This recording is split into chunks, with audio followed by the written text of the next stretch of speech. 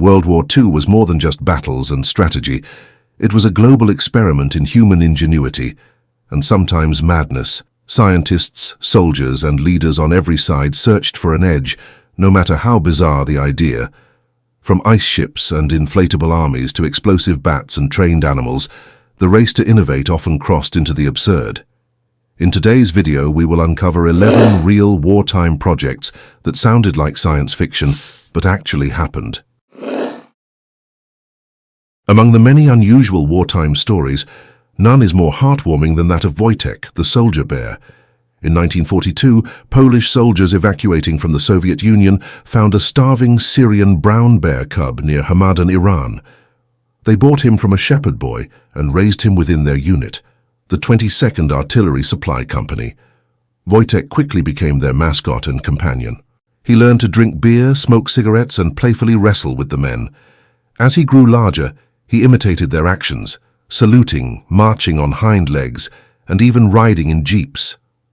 When the Polish II Corps prepared to deploy to Italy, British officials refused to transport the bear unless he was officially enlisted as a soldier. The unit solved that problem by registering Wojtek as a private, complete with a service number and paybook. In 1944, during the Battle of Monte Cassino, the bear became a legend. Witnesses claimed Wojtek helped carry heavy crates of artillery shells, some weighing over 100 pounds, from supply trucks to the front lines. Soldiers later used his image as the unit's official emblem, a bear carrying a shell. After the war, Wojtek travelled with the unit to Scotland, where he spent his final years in the Edinburgh Zoo. Former comrades often visited him, tossing him cigarettes and greeting him with a salute. Wojtek died in 1963, but statues in both Scotland and Poland now commemorate him as a symbol of courage, loyalty, and the unbreakable spirit of soldiers who found hope in the strangest places. On the night of June 5, 1944, just hours before D-Day, Allied forces carried out one of the most ingenious deception operations of the entire war. The goal was to confuse German defenses and hide the true location of the Normandy invasion. Part of that plan involved hundreds of fake paratroopers, life-sized rubber and cloth dummies nicknamed Ruperts. Each dummy was fitted with a small parachute, a timer-triggered firecracker to simulate rifle fire upon landing, and sometimes even recorded gunfire sounds. As real Allied paratroopers jumped into Normandy to secure key positions, planes flying over other regions of France dropped thousands of Ruperts. From the ground, German soldiers saw what looked like massive airborne invasions taking place across multiple fronts. The result was chaos. German commanders scrambled reinforcements to wrong locations, convinced that they were facing a full-scale assault far from the actual beaches. In one sector, near the town of Yvetot, German units fought through the night against what they believed were Allied paratroopers, only to find burned fabric and straw-filled dummies at dawn. This operation was part of a larger deception known as Operation Titanic, itself a subcomponent of Operation Bodyguard, the massive Allied plan to mislead the German High Command. It worked flawlessly. The Germans hesitated to redeploy reserves to Normandy, believing for hours that the real invasion was yet to come. That delay gave Allied troops on the beaches enough time to establish a foothold, one that ultimately changed the course of the war. After the success of D-Day, intelligence officers credited the fake paratroopers as one of the smallest yet most effective psychological tricks of the campaign. The operation proved that misinformation could be as powerful as an army, and sometimes all it took to win a battle was a few hundred pieces of rubber and smoke. By the last years of the war, Adolf Hitler's health had become a matter of concern, both for his inner circle and for history. His personal physician, Dr. Theodor Morell, prescribed him an extraordinary regimen of experimental vitamin injections and chemical stimulants that today would be considered reckless and dangerous. Morell had been treating Hitler since the mid-1930s. At first, he was seen as a miracle worker. He cured the dictator's chronic stomach problems and migraines using concoctions that included glucose, caffeine, and animal extracts. But as the years went on, the treatments grew stranger and more addictive. Morell began injecting Hitler with a daily cocktail that included bull testosterone, ground animal organs, barbiturates, amphetamines, and opiates. These were often combined in doses that varied from day to day, depending on the Führer's mood and condition. Hitler reportedly grew dependent on these injections, demanding them before major meetings or speeches. Witnesses described his hands trembling, his voice slurring, and his energy swinging wildly between mania and exhaustion. By 1944, when Germany's military situation was collapsing, Hitler was showing clear signs of physical and mental deterioration. His decision-making became increasingly erratic. Many historians believe the drugs contributed to that decline. After the war, Allied interrogations of captured Nazi officials revealed the full extent of Morell's medicine cabinet. Dozens of vials, ampules, and medical records listed the substances he administered. Analysis showed traces of methamphetamine, the same stimulant widely issued to German troops under the brand Pervitin. Morell himself was captured in 1945 but never tried. He fell ill during interrogation and died 2 years later in a German hospital. Modern researchers agree that his treatments likely worsened Hitler's instability, turning him into a chemically dependent dictator during the final phase of the war. It's one of the most bizarre medical relationships in modern history. A powerful leader, sustained by a dangerous mix of narcotics and pseudoscience, trusted only by a doctor whose methods no legitimate physician would defend today. Germany's obsession with engineering perfection produced some of the most extreme weapons of the war, none more so than the Schwere Gustav, or Heavy Gustav. This enormous railway gun was the largest artillery piece ever constructed. Built by Krupp Industries, it measured over 155 feet long, weighed nearly 350 tons, and required a crew of 2,000 men to operate. Each shell weighed around 7 tons and could travel almost 30 miles. The gun was designed in 1936 at Hitler's request to penetrate the thick concrete fortifications of France's Maginot Line. But by the time it was finished, the Germans had already bypassed those defenses through Belgium. Instead, the Gustav was used during the siege of Sevastopol in 1942, where it fired nearly 50 shells, destroying bunkers, railways, and even an underground ammunition depot buried 100 feet below ground.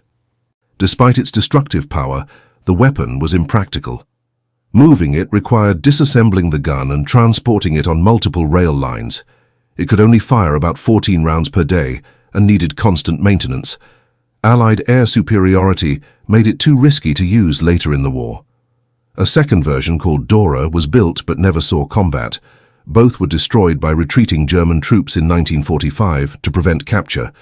The Schwere Gustav remains the largest artillery weapon ever used in battle, a monument to the extremes of Nazi engineering and the lengths to which total war pushed industrial capacity. In the end, its psychological impact outweighed its strategic value. It was proof that even the most powerful weapon can be rendered useless by speed, logistics, and the changing nature of modern warfare. During World War II, both Allied and Axis powers explored every possible method of surveillance, even involving animals. Among Britain's more peculiar experiments was an attempt to train seagulls to spot German submarines. The concept, initiated by Royal Navy intelligence, was inspired by pigeons used in earlier conflicts. Seagulls would supposedly recognize the outline of a U-boat's periscope and hover above it, allowing pilots to pinpoint enemy locations from the air. Researchers began feeding the birds near model submarines to reinforce visual recognition. The plan seemed promising until they were released into open environments. The birds immediately flew away, ignoring the targets completely. The project failed spectacularly. It turns out that seagulls are notoriously difficult to train, easily distracted, and impossible to control once airborne. The Royal Navy soon abandoned the effort and shifted its focus to technological detection, including radar and sonar, which ultimately proved far more reliable. But the experiment reflects the era's mindset. Nothing was off the table if it might provide even a small advantage.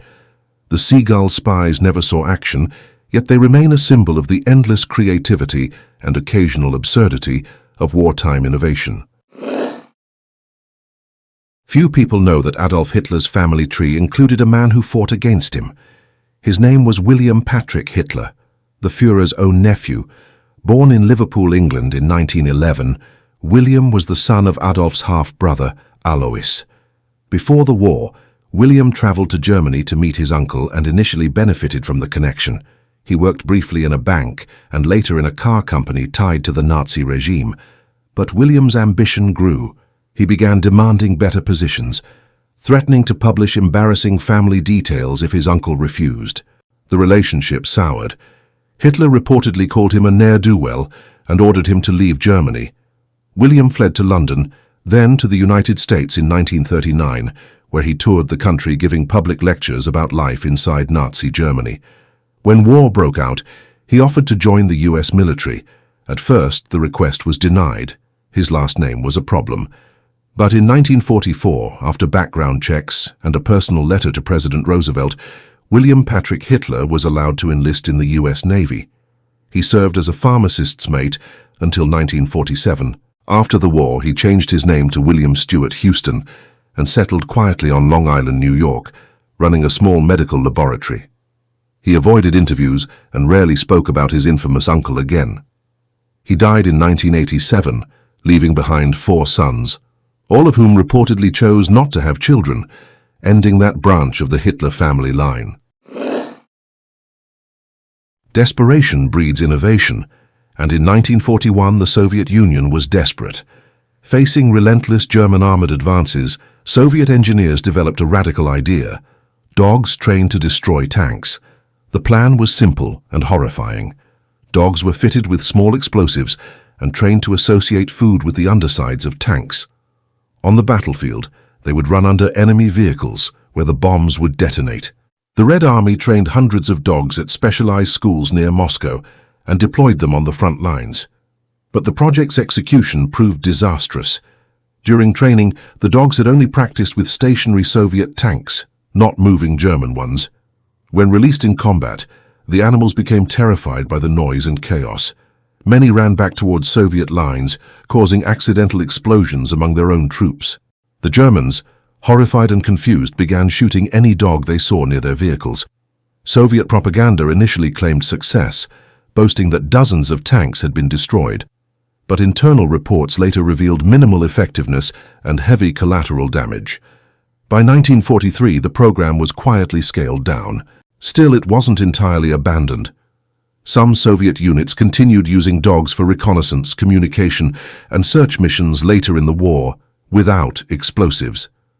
The anti-tank dogs remain one of the darkest and most controversial examples of unconventional warfare in modern history. It demonstrated both the creativity and the moral extremes nations were willing to reach during total war.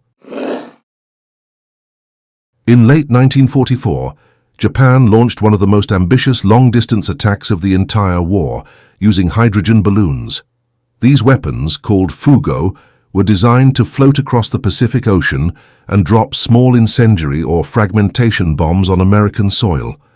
The concept exploited a powerful high-altitude air current that Japanese scientists had discovered years earlier, what we now call the jet stream.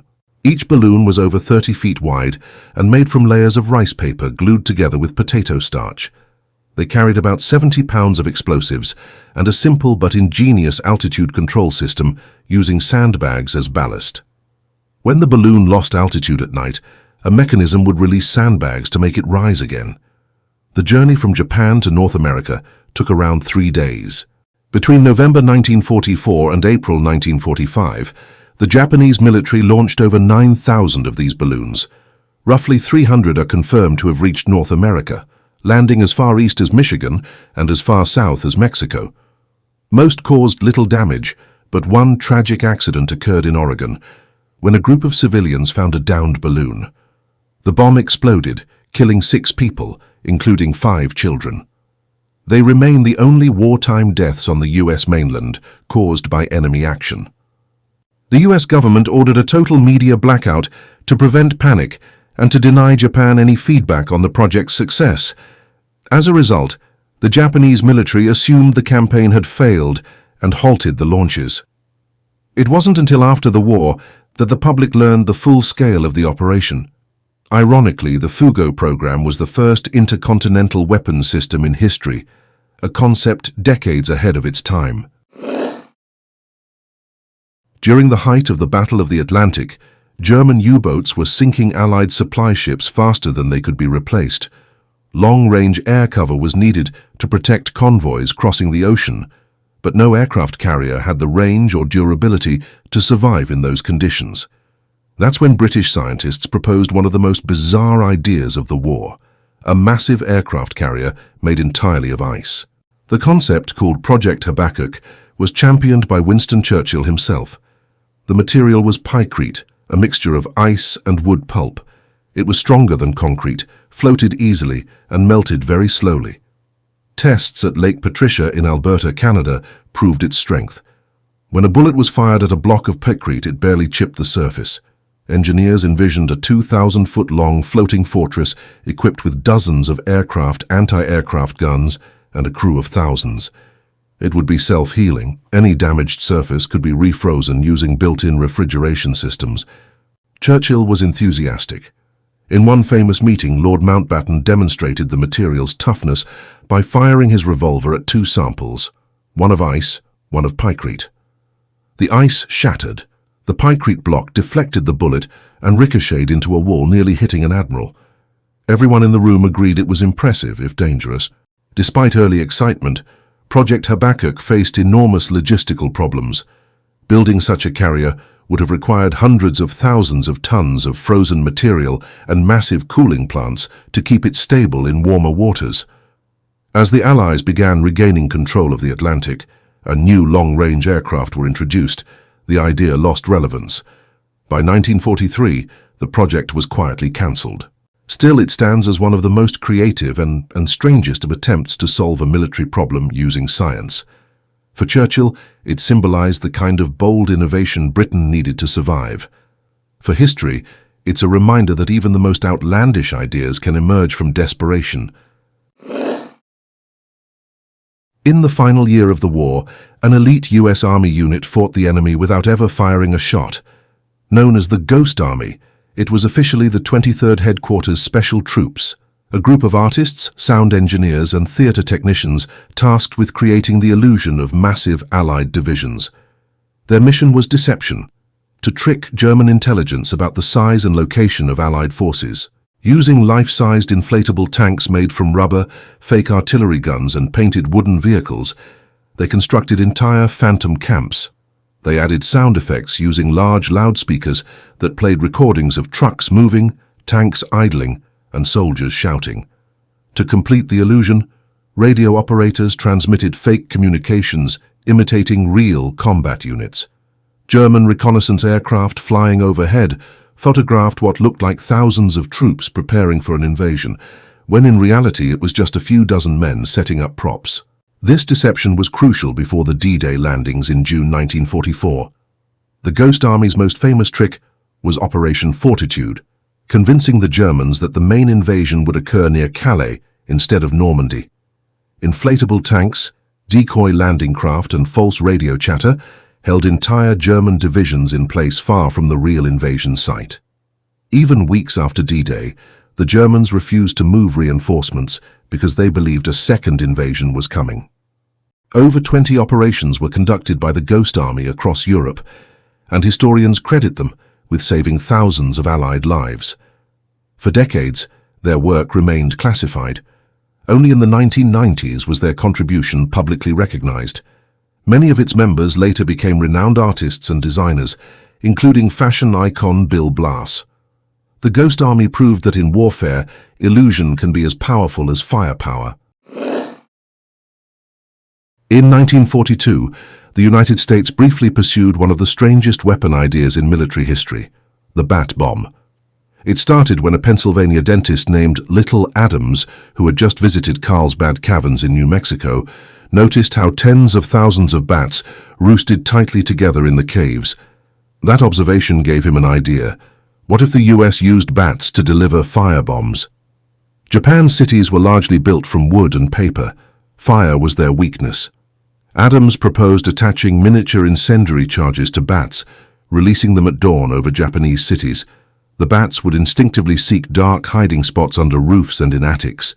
Minutes later, the small, timed explosives would ignite, creating countless simultaneous fires across entire neighborhoods. President Franklin D. Roosevelt found the idea so creative that he approved it for testing under the codename Project X-Ray.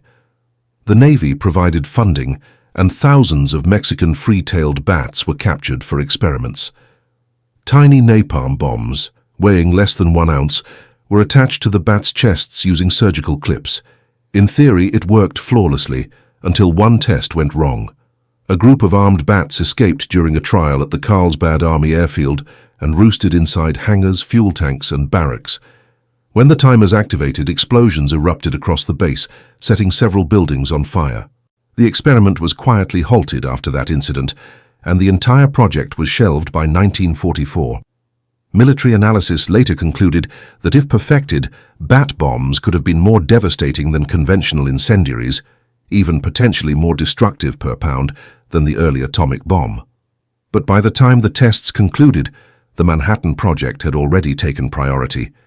The flying firebombs were never used in combat, but they remain one of the strangest examples of how far wartime imagination could go. World War II pushed human imagination further than any conflict before or since. Some ideas changed the course of history. Others were so strange they were almost forgotten. But each reveals how far nations were willing to go in the name of victory, no matter how irrational the plans sounded at first. Which of these experiments surprised you the most? Do you think desperation made innovation inevitable, or did it blur the line between genius and madness? Let us know your thoughts in the comments below. And if you enjoy uncovering the hidden side of military history, consider subscribing, because the next video might be even stranger than this one.